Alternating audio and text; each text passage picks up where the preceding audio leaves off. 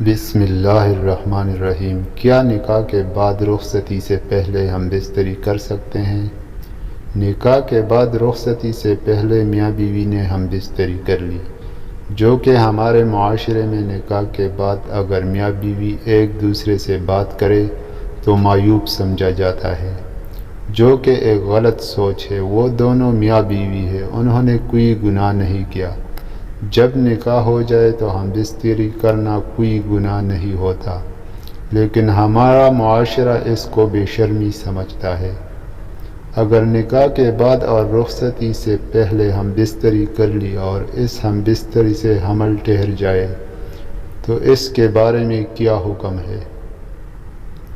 اگر اس حالت میں حمل ٹھہر جائے تو کوئی حرج نہیں، فوراً رخصتی کر لی جائے اور یہ بچہ بھی جائز ہوگا، کیونکہ رب کی عدالت میں وہ دونوں میاں بیوی تھے۔ شادی کے لیے اصل چیز نکاح ہے، باقی تو سب دنیا کی رسمیں ہیں اور اس میں کوئی قباحت نہیں۔ اسلام سب سے پہلے نکاح پر زور دیتا ہے۔